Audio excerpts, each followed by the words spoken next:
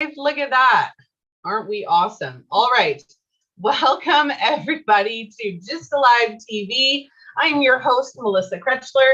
I'm an identity coach and a spiritual teacher, and I created Giving You Something to Talk About Live TV to showcase topics, passionate topics that are going to help you create conversations of your own while also helping you create a healthier and happier you. So today, my guest is Drashti Shah, and I hope I said that properly. And we're going to be talking today about family expectations and societal prejudices and how to follow your dreams in spite of those two things. So yes, I'll hand it over to you and you can introduce yourself. All right, thank you so much. So as Melissa said, my name is Drashti. And since we're going to talk about family expectations and societal prejudices, I think it's important I tell you where I'm from. So I'm originally from India and I'm currently located in Italy. And I am a content and copywriter who writes in English. Yes. So yeah, I think that's it. I think that's more than enough for the purpose of what we're going to be talking about today. Absolutely. So with us talking about family expectations and societal prejudices, that definitely works for you. During the interview, we talked about how you are a content writer, you're a content creator, you're a copywriter, website designer, which are all fantastically amazing things. But you do it in English. And I'm assuming, and please correct me if I'm wrong, but English was not your first language. It was actually my first languge because good. Was well, not good, but either way. I know I have family, my in-laws, English was not their first language. So there definitely is a little bit of a language barrier between them because it wasn't their first language. But definitely this episode, we're really going to get into, number one, what society's expectations are, or prejudices are, and how those impact you following your dreams, but also family expectations. I have even a lot of my own clients, a lot of people that I've talked to, and even in my own practice, I talk a lot about your beliefs versus your family's beliefs. So you grew up, tell us about following your dreams in your house growing up. Okay. So my family was actually extremely supportive of my dreams. And well, okay. So my very first dream was actually making it as an artist. Or I am a multi-passionate, so I'm interested in a lot of different things. And initially, I wanted to become an artist, or I wanted to become an archaeologist. So, which are two completely different things, but they made sense to me at that time. And I come from a business family, so it's like generations of people who have started their own business or are continuing the family business. So obviously, I was sort of raised to go into the family business. Yeah. Or at least take up a stream where I was able to stand on my own 2 feet and not rely on jobs, just in case. And artists or an archaeologist, I don't think either of that fell into that category. So anyway, long story short, there were certain expectations on me from my family, especially when it came to joining the family business, which I actually did for like 3 years. But then I had to move countries after I got married. And yeah, I can actually say that because of the sense of independence and the teachings that my family instilled in me, I could come here, and I actually started as soon as I knew I was shifting. I started laying the groundwork for my own business when before shifting, when I was in India. And yeah, they have been nothing but supportive of it. Perfect. That's awesome. Not a lot of families are, right? You get different religions, different cultures, different countries, even in Canada, right? It doesn't matter where you grew up or who you are, what your nationality or your culture or any of that. There are a lot of families who are taught and then teach their kids, right? If you want to be an artist, you're going to be a starving artist, and you're never going to Yeah. be Oh, yeah. right. And so in something like that, something that you dream about doing that you're really passionate about and you really love, you tend to push that aside because, well, I'm not going to make it, or I'm not going to make enough money. I'm not going to be able to support myself or a family. And then it just spirals out of control. So family expectations are huge when it comes to following your dreams, because it'll stop you from following your dreams if you let it, right? So going on that route with family expectations, what do you think were the biggest expectations for you that your family put on you? Okay, I know so you mentioned joining the family business, right? yeah. No, honestly, touch wood actually, but there was no pressure of big expectations that my family actually put on me. And I don't know if it's a good thing or a bad, to be honest, because in our society, or at least in India, it's expected that, like, the major expectations people generally have from women who are either from or marry into well-established families is that they don't need to work.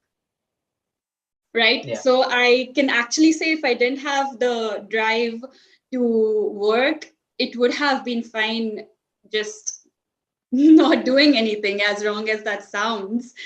And that in itself, I think, is not that great, like not to have any expectations on you. Yeah, I don't know if I'm making any sense right now, to be honest. Yeah, absolutely. In that situation, I know you said that it's not great not having those expectations on you, but for some people that might actually be a blessing to have that freedom to make those choices, right? Having, your family's expectations to be to follow your dreams, right? So tell me a story. Like, how did they support you? What is your favorite thing about how they supported you? Okay. Let me think. Right. So, yeah, again, I'll just come back to the society over here where at a point after you're married, your primary, yeah, okay, so that is an expectation actually, because after you're married, you're, at least in minds of certain people, or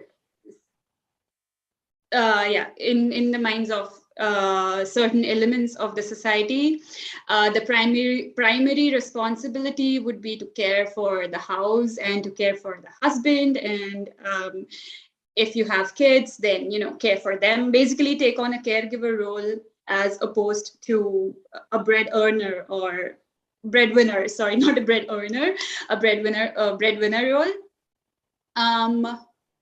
And I was told, like, not by the immediate family, but throughout my life, that has always been there at the back of my mind, that, like, I know in not even deep down, like on the surface level, and with every atom of my being, I know that caregiving is not my primary responsibility. But at the same time, whenever and yeah, my husband is really great, and so are my in-laws, and it's always been both of us taking on both of the responsibilities, like bread earning and caregiving. So it's equal or equity or equitable.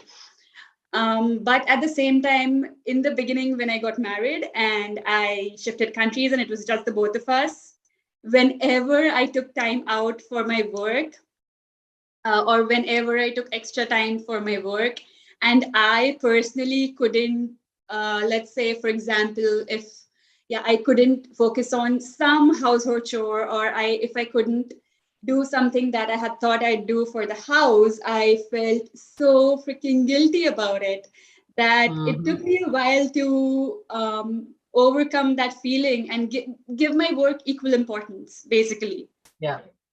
Yeah, and I know that my husband didn't expect me to put my work aside and focus on the house, and he was happy to take on the slack if I had extra work, or or if he has extra work, I'm happy to take on the slack.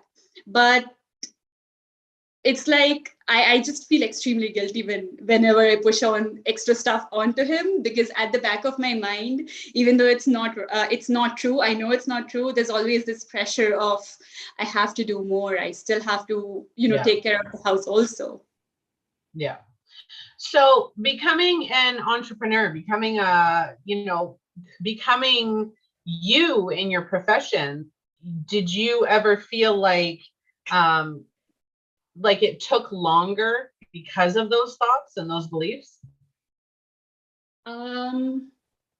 Probably, yes. I mean, I know I could have been spending more time on my work if I wanted to, but right now, if I think about it, I think I'm happy with the progress that I have made, and I'm happy with where I'm at right now with my entire work-life balance.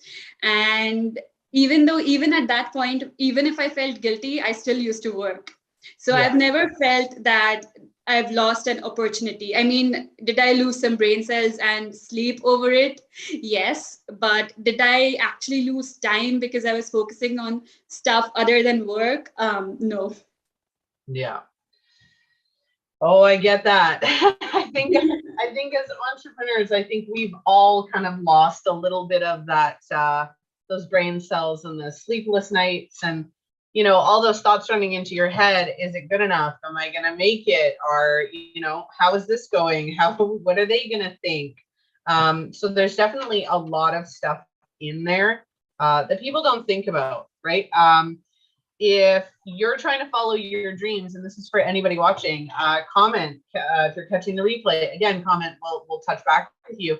But when you're following your dreams, it is so easy, and I mean so easy, to get caught up in all of those little beliefs that everybody's told you. You have to do this, or you have to do that, or certain people getting told that they have to people please, right? And they have to make sure everybody else is happy before they are, and creating a life, like you said, for your partner, right? Being that caregiver, that your husband needs your attention, your wife needs your attention, and you have to be the provider. My husband and his parents didn't teach him this, because both of his parents worked. They worked full-time jobs. They did everything equally. But when my husband and I got married, he actually wanted to be the sole provider. He wanted to be the person in our life that paid for everything, that did everything. He wanted me to stay home and take care of the kids all the time. And I did for quite a long time. I did, because that was more beneficial for us as a unit. But he's one of my biggest supporters in my business, right? He's the one who's encouraged me. He's the one who's told me, like, this is what we need to do. This is, and it's great having that support system. And I know not a lot of viewers, I guess not a lot. It could be 50-50, it could be 75-25, but I've heard a lot of stories about unsupportive families and unsupportive partners and not being able to do it. Even friends. I don't know. I'm a psychic. I'm an intuitive. And that's not necessarily part of the show, but I'm explaining to you. I had my awakening, my spiritual awakening, and it's one of the things I help other people with now. I had my spiritual awakening in my 30s, in my early 30s, and I'm in my late 30s now. My early 30s, I had my own spiritual awakening. I knew I was gifted, but I never really had the courage or the thought to go after it and figure out what that meant for me. And I started to do it, and I got really excited. And my supporters in that were people who I had just met, or people who had known me for maybe a year prior, people that I'd known for 20 years, 10, 20 years. There wasn't that level of support, because they didn't know me as that person. They didn't know me as somebody who could communicate with spirits. They didn't know me as somebody who could identify where missing items were, or missing people, or anything along those lines, because they didn't see me in that role. Right. So your support system, for anybody watching, and I'm sure Drashti can agree, is your support system is whoever you need it to be. You don't need a support system. you can follow your dreams without relying on your family, without relying on society to validate your needs and your dreams to become that dream. But at the same time, it is definitely nice to have that support system. I had family members say, oh, what, you're a psychic now? And just completely brush me off, right? Or anytime I was really passionate about it. And when you're passionate about something, you want to talk about it. You want to converse with it, and you want to share it with the world. That doesn't mean everybody else needs to change, but you want to share it. And when you share it, to have somebody turn around and say, I'm not into that, or I'm not interested, or that's great for you, but I don't care, that hurts, right? So whether you're somebody's support system or whether you have a support system, understand that your dreams are unique to you. They're not going to be anybody else's. Excuse me. They're not anybody else's, and you don't need other people to validate your beliefs and validate your dreams. But if you want to, find other like-minded individuals, right? So for you following your dreams, where did you find, outside of your family, where did you find your support? Is it people who do what you do? Where did you find your support systems? Outside my family and my friends, I made a very, very conscious choice to join Facebook, because I personally, when I started out, I personally did not know anyone and I started out as a freelancer. I did not see myself as a business owner when I started out. I only saw myself as a freelancer, and then becoming a part of these groups, which Facebook groups, mainly communities of other freelancers, communities of other business owners, communities of women of color who do copywriting in English. Like, that's a whole different ballgame, because people don't know the level of struggle that's like a completely different story. But yeah, I built my support system, or I found my people by joining communities online where I knew that other people were either at a level at which I was aiming to go, or they were my peers who were going through the same things that I was going through. And it just helped talking about stuff, asking questions, connecting and meeting with new people.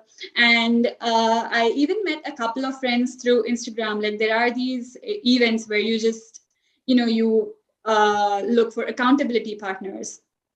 And I found my accountability partner from Instagram, and she is also a freelancer and a business owner, but she does not do what I do. She's a music publicist. She's into music PR, and we started off as accountability partners, just telling each other about our goals for the day, for the week, and whether we accomplished them or not. And it's been a year and a half, or maybe a year. I'm not very great with time, but over time, she has actually become one of my biggest support systems. Like, you'll find support where you least expect it, as long as you're open to receive it, is what I'm trying to say. So the next part of the show we're doing today is societal expectations. And I know I had to go back over our notes because I know that I kind of wasn't the greatest with the family expectations, but I did need to point it out, because not a lot of people, I guess I would say not a lot, and that just doesn't work. But people find that family expectations cause a lot more harm when trying to follow your dreams, but you actually found more harm with societal expectations, the societal prejudices. So let's start talking about those. So we've already pointed out that you are a woman of color. You are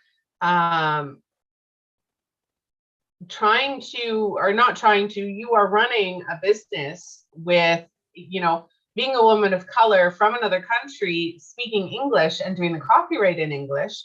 Not only that, just, your name, your voice, your appearance. How I look. There's so many, yeah. So tell us some of the ways that you've experienced societal prejudice when following your dreams?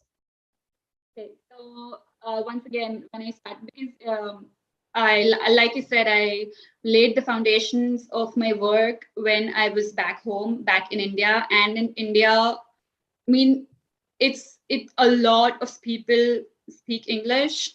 Most of the schools, like even though at our homes our native language is different, much of our schooling, and there are many schools in India, in every state, every village, every town, you'll find schools where English is your first language. You're taught in English, and then you're introduced to the other languages.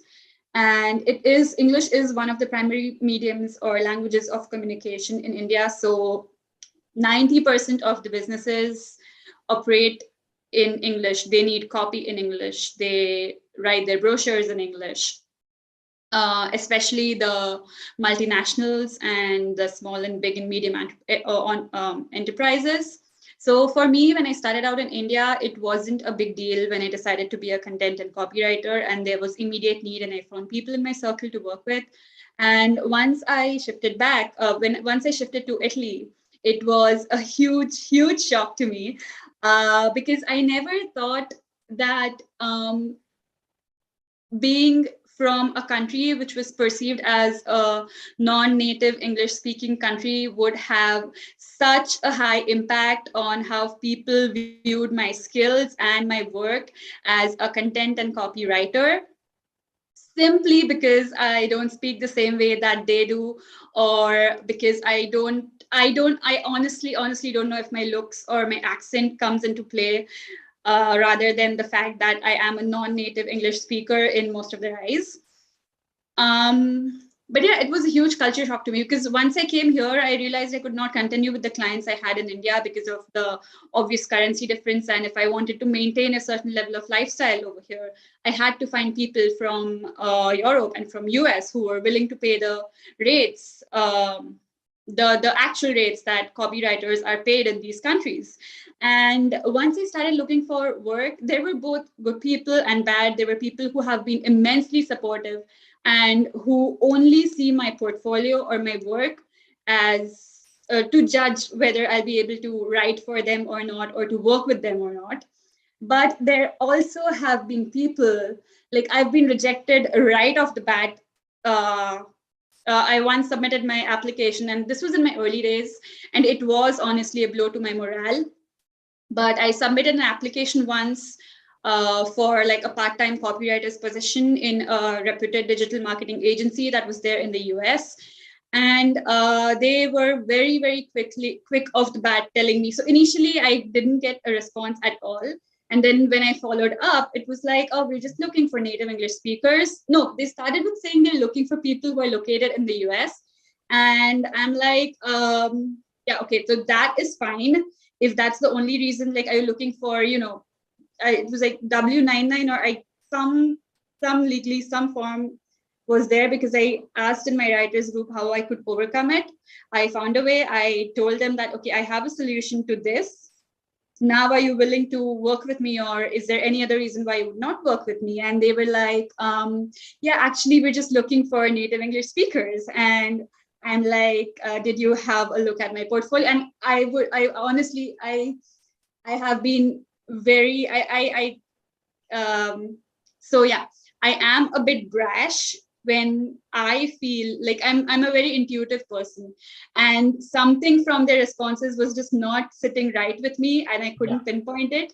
And right now I've become calm and mellow, and I understand that, okay, people think in their own way, and there is a calm way of dealing with it. But back then I was not that calm when my identity was questioned or my skills were questioned. So yeah, anyway, I was pretty to the point with them. And basically they were like, yeah, we're just looking for a native English speaker. And I'm like, did you even bother to look at my portfolio, or did you just reject me by looking at my name? And of course they wouldn't come right out and say it, but yeah. So yeah, that was one thing. And I was like, is there a particular reason why you're looking for a native English speaker? And they were like, yeah, we have a certain, editorial style that we need to follow that you might not get. And people have, like, they either follow the AP style or the Chicago style. when following grammar, if it's like proper editing. And honestly, in conversational copywriting, people generally don't follow hardcore grammar rules, because the aim is to make your audience or your readers or your clients understand what you're trying to sell them or what you're trying to teach them. So to be more conversational. But anyway, so I'm like, yeah, I know the rules. Anyway, I can go on and on, but that was one incident. The other one, as I think during the interview, I remember telling you about it, that, and again, that also happened a while back, not when I started working with my retainer clients, but I submitted a certain piece of content to someone and they were extremely happy with my work until they were told who actually wrote it. And after that, they came back with a series of changes and suggestions to make. And that was post-approval. Yeah. And then there was a recent thing that happened that really made me question whether I'm in the right field or not, was when I actually got on an interview and someone to my face, and maybe because it wasn't in writing and maybe because it was just a video interview, they felt comfortable enough saying that it wasn't recorded. So someone actually told me to my face, we only hopped on the interview because you came highly recommended, but I see you're not from around here, and we thought you might be like a immigrant or a second generation immigrant who actually grew up in the US, but you're not that either. So I don't think you'll be the right fit for me. Wow. So yeah, like it was like boom. And I'm like, yeah, I don't think you'd be the right fit for me either. So let's just end it at that. Oh, for sure. It's disgusting to me how many, and I'm, I can say this, I can, before I even say this, let's start here. Before I even say this, yes, I'm white. Yes, I have blonde hair, blue eyes. Yes, I'm your stereotypical Caucasian woman. Yes, I'm in Canada. Yes, I was born and raised here. Yes to all of those questions. But I find it absolutely disgusting, the amount of cultures, the amount of races, the amount of women and men who are judged and persecuted and rejected based on gender, identity, religion, race. It's disgusting to me. Now, on the other hand, I do, don't get me wrong. You've got, it's like psychics and social media. Okay. So being a psychic, if you walk down the street and you think of a psychic, are you going to be afraid? The religion tells people that psychics are horrible and evil, right? And then you've got shows, and I watched the show because I totally love it, even though I know it's all crap. Supernatural.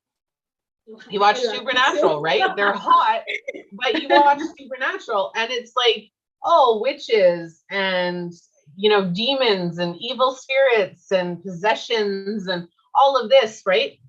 What kind of name does that make for me as a psychic, right? That means when I tell people, oh, what do? I'm a psychic. Okay, bye. Yeah. Right? And I've experienced that myself just by being who I am. And so I get that. And I get where the prejudices come from. So prejudices are coming from families who share it down the line. I'm a devil's advocate, so I always like to see different perspectives all the time. So I can see both sides of it. Now, is it right? Absolutely not. Judging someone based on your, perception of them or based on what the world tells you that they should be, that's not okay. That's not okay. You're judging somebody based on everybody else's opinions. Exactly. And that's not okay. But I can see where it's created, right? I can see how it's created. You think of a TikTok. Look at TikTok, YouTube, Facebook, Instagram. You've got all of these stories and all of these reels and all of these videos showing up where somebody is scamming a scammer. Half of those videos, if not more, a high percentage of those videos, right, are people from another country. Specifically, you'll hear like the accent of East Indian, right, from those, like the accent. And so you've got social media playing into that prejudice. You've got social media feeding that prejudice that, one, English isn't their first language. I even thought that, and I apologize because, I was wrong, right? And I fully admitted that I was wrong, but there was no intention there on my behalf, right? I wasn't intending to be that person. But then you, like I said, you've got all of these prejudices building up by individual beliefs of, oh, hey, scammers are all this religion and thugs are all this religion or this race, right? Yeah. It's disgusting. I would slightly disagree with you on that part because, yes, social media does buy in a lot into people's perceptions. And yes, they do. I mean, they do. I think it's all like they hype up a certain element. Like if you have I don't know how to put it, but say if a white person with an accent is scamming you, and even if you come out and say that to people, I don't think people would believe it as easily as if you just come out and say a certain person from another country was doing the scamming. And Exactly. and then there's also the part about where people are just so used to it. And even people like me, honestly, I think I myself would consider, I would consider myself as a part of the problem too, because we don't speak up. We never speak up. If people make fun of you, people make fun of your accent, well, okay, if they do it personally or if they talk smack about my country to my face, yes. But I wouldn't be going out of my way on social media trying to bring down or trying to comment on every video that showcases if there are scamming videos. I wouldn't be going and I wouldn't be spending my time trying to educate those people who already have this really strong bias and who build it up, right? So yeah, I think people being silent are also part of the problem. The other part is people are so used to looking at people in a certain way. It takes a lot to kind of change their viewpoint or change the sense of direction. And like you said, the media doesn't help because it only hypes up one part or one side of the conversation. I have traveled extensively, so I know that there are scammers everywhere. There are thugs everywhere. Oh, for sure. There are thieves everywhere, and there are telecallers, people asking for your bank accounts, people asking you to wire money to a fake account. Nigerian princes, that was also a thing back then. I'm a prince of Nigeria. Yep. Send me this much amount of money. Or people with, like you said, people with Indian Bangladeshi or Pakistani accents, going like, I'm from so-and-so bank, or I'm from FBI, or whatever it is. But I have had these calls. My friends have had these calls from people who are white, people who speak with a flawless English accent, who might probably be a Caucasian person. Yep. But nobody highlighted that up. No, they don't highlight it because it's not different enough. It's not unique enough. It won't bring you the likes, the views, the laughs that the other thing will, that putting the other people down will. And again, see, I am going like other people. There's no other people. There's just people. But yeah. It's disgusting. It's absolutely disgusting. And it's like Karens, right? Now, don't get me wrong, when a woman is freaking out and they're like, Karen, quiet, or bye, Felicia, or whatever it is, I'm not going to lie and say that I don't give a laugh. I do, right? Because some of them are just totally outlandish. But you don't know who that woman is. You don't know what her real name is. You don't know what she's going through. You know nothing about her, right? And to assume that every woman who freaks out about something isn't always going to be a Karen, right? There's so many, and that's societal expectations for you, societal prejudices, right? And they are disgusting. disgusting. And they try to put you in a box, even though you do not belong in that box, or you have a huge personality, you have a lot of different things, you are a lot of different people, a lot of different, basically, yeah, you can not, any individual cannot be put into a box. Like there was this incident when you mentioned Karens. I saw this video coming up repeatedly on Facebook. It was a compilation of Karen videos. Again, my accent, so Karens, however it's pronounced. But yeah, there was this lady. She was an avid reader, a huge fan of a book. A Caucasian lady, white, blonde hair. I don't know the color of her eyes, but yeah, she was a huge fan of a book, and she went into a library and then she started recreating a scene from that book. And the person at the counter was in on it, and it was supposed to be a lark. It was supposed to be a funny thing. And she was actually recreating a scene from a book and making a scene in the library. It was an antagonistic dialogue, but it was from the book. And people were so quick to label her as a Karen and saying that she was complaining, and without even understanding where she was coming from. She wasn't actually complaining. She was reenacting a scene from her favorite book because she was such a huge fan. But just because the scene was of her fighting with the person behind the counter and sort of flipping out, people were immediately like, they were videoing her video started showing up online, labeling her as a Karen, and people started bashing in on her, and then people had to come out and say that this was actually a scene. So yeah, just people are quick to judge basically without knowing anything. Absolutely. Yeah. Like I'm doing an entire episode on judgment tomorrow. Okay. So if anybody wants to talk about judgment, we're going to be talking about that tomorrow, because judgment is crap. I do. So getting back to following your dreams in spite of family expectations and societal prejudices, right? It's assumed, it's like women, right? Women and equality. And I love the feminist movement when it comes to equality. Okay. I agree with equality. I think everybody should be entitled to equal opportunity. Everybody, every culture, every race, every gender should be equal equality. But you look at, I can't even remember where I was going with that now. Oh yes, so women and jobs. So you've got two applications for the same job, let's say welding even.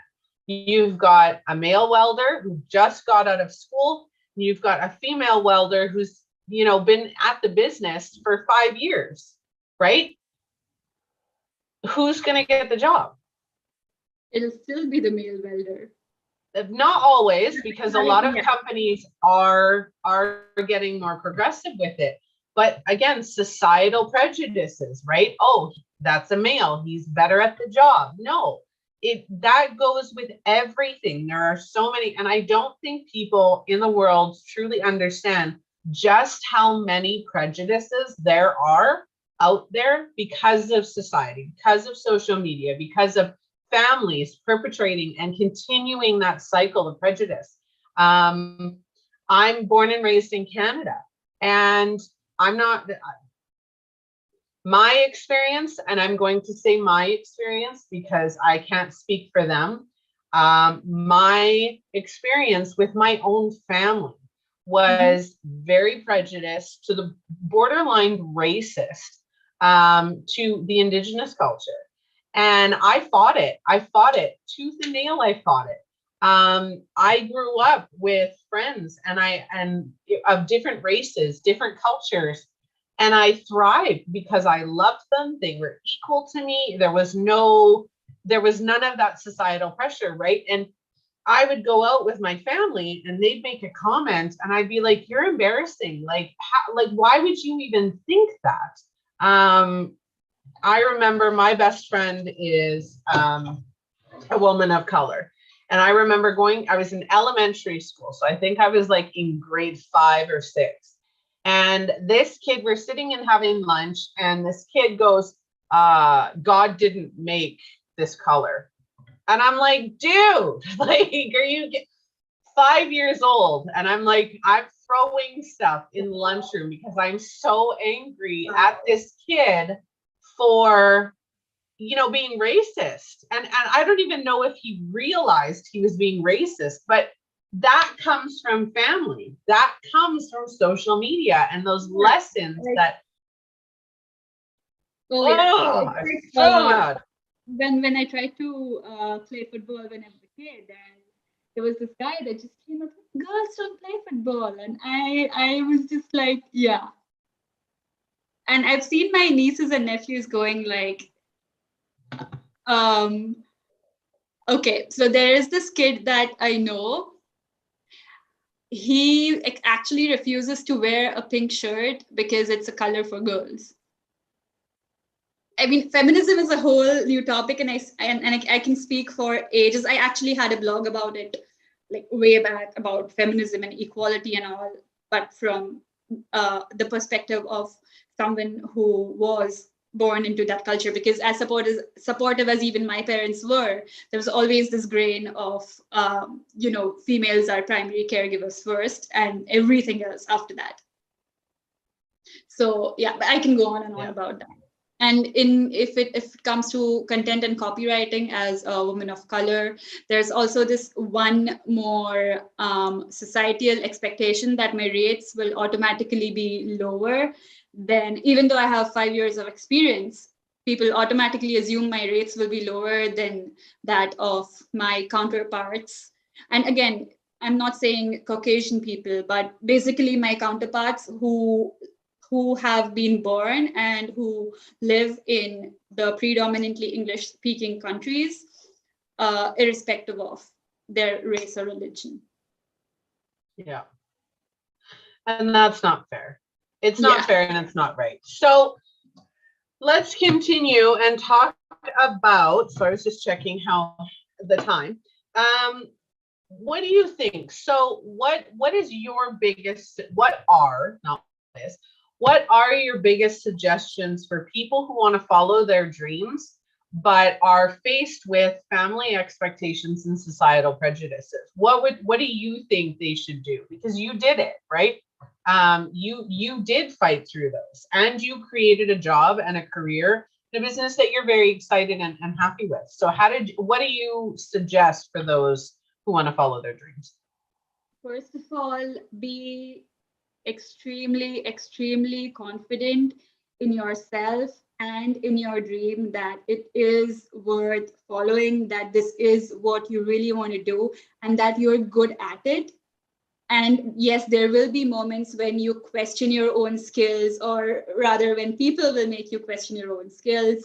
And what has helped me get over it is have this bank of testimonials and offhand comments that people have made about how I am as a person, about my work, about my skills as a copywriter, that whenever something negative comes up, or whenever the imposter syndrome strikes, or whenever I start questioning myself and I want to stop myself from pursuing my dream further, I just go back to it and I just look at that, all of the positive things that are there, which sort of give me another boost to go ahead.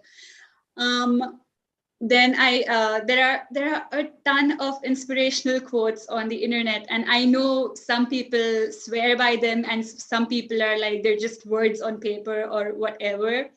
But inspirational quotes and motivational quotes from people who have a similar journey to yours and are already at a level where you aim to reach, reading their words, reading their thoughts, reading about their experiences and the struggles that they faced and overcame despite everything, or rather maybe they are at a level because of the struggles that they faced.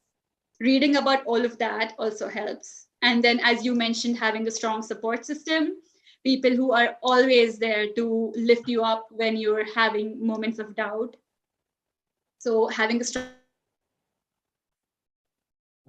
support system helps. But I think the main part is just believe in yourself. Remember that there are bad days, but then there are also a ton of good days to kind of overshadow the bad ones.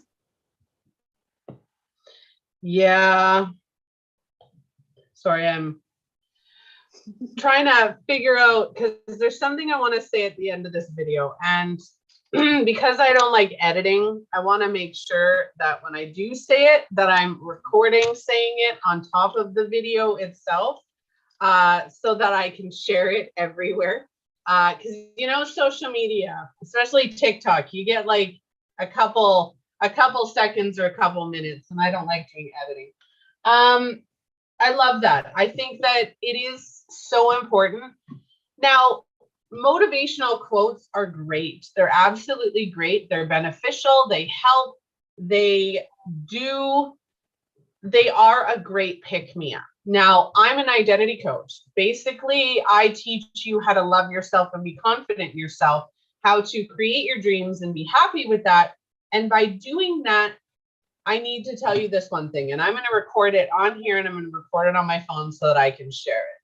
There is only one person who, in the long run, can stop you from creating your dreams, and that is you. It's nobody else. People can take and stunt your progress. They can make you have, you know, the forks in the road or bumps in the road, speed bumps, as you want to call them. They can make you take 2 steps back. But if you want a dream and you want it strong enough, the only person who's going to make that happen is you. Nobody else can stop you unless you allow them to.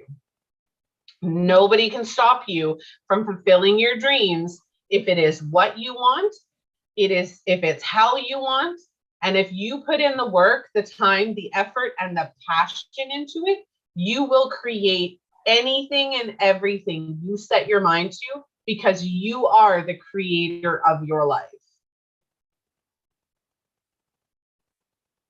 So I had to record that. Because it is true. And you know what? I never do that. I never just stop and like take a clip of the video, but that is so important. It's so powerful. You are the only person, you know, doesn't matter what your family thinks. Yes, do you want their support? Absolutely. But your family is not the one who's going to live your life. That's not how it works. They're not the ones. Society is not paying your bills. Society is not fulfilling your needs. Society is not creating or dictating your life in any way, shape, or form. So why allow it to stop you? Exactly. Those are my tips, right? I wholeheartedly 1,000% agree with you. You have to be confident in yourself. You have to be confident in your beliefs, in your dreams, in the steps you take. Because if you're not, then you're constantly going to let everybody tell you what you can and can't do, what you can and can't be, where you can go, where you can be. It doesn't work that way. Only if you let them. Don't give people your power. Yeah, I mean, I couldn't have said it better. But then you're the identity coach. Of course, you have like the perfect words for them. Why, thank you. I do my very best. But that is it, right? I always say that 85% of our life, our reality, 85% of our reality is based on our choices. It's based on our beliefs, how we feel, how we think, what we want. 15% of that is out of our control. If somebody punches you in the face, it's out of your control. If somebody passes away, it's out of your control. 15% of your life is out of your control because you don't control what anybody else can do. You can't control other people. How we react to it. Exactly. That's why 85% of our life is our choices. It's our, okay, if somebody smacks me in the face, am I going to get mad? Am I going to give them my power? Am I going to smack them back? You have multiple choices. If somebody smacks you in the face, you can either, you know, give them a little bit of discipline, a little bit of respect, or whatever, right? Like, you get to choose what you do in that moment. You can't control the fact that they smacked you. I love it. I love these conversations. This is why I love the show, right? Because I get to do my favorite things, talk about passion topics and injustices in the world and people following their dreams and being unique to who they are and embracing their identity. And that's every day, right? You embraced your identity and your dreams, and you had confidence, and you did what was right for you to make it happen. And I'm so proud of you for that. And I wanted to share that. So do you have anything else that you'd like to share with our viewers before we go? Honestly, no. It's basically, yeah, it's the same thing, right? If you really do want to follow your dreams, you have to believe in yourself. And I think, and this is one thing that I actually talk to with all of my clients who work directly with me as a copywriter. In business terms, we call it messaging. But even if we talk about it from the perspective of just living your own life and, as woo-woo as it sounds, owning your own truth, it's about actually thinking who you are and accepting yourself for who you are, both good and the bad. Yeah. Yeah. So because for me, even when I was showing up online, when I was showing up on Instagram initially, because of how I had been conditioned and because of how people were reacting to who I was as a person and how I spoke, I always used to let my words speak for me. I never used to show up. I never used to talk on social media. I never used to share my photos. But then after a while, I was like, this is who I am. And if people cannot accept me and my work for who I am, then I don't want to work for these people, or I don't want to work with these people. And then I still face certain, I'm trying to think of I swear. So I was just trying to think of a non-sweary word, but certain, that's the people who, I'm sorry. Yeah, you swear. Yeah, so you still come across jerks works.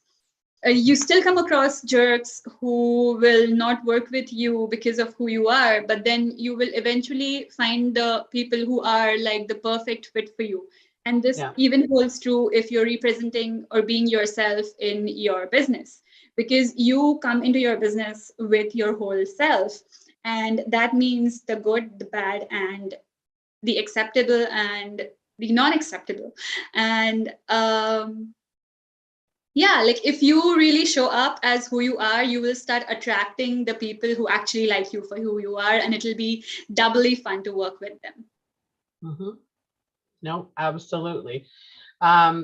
Your situations don't define you; you define them, and that's a big one. So, for everybody watching, if you want to reach out to either myself or to Drashti, all of our social media links are in the description.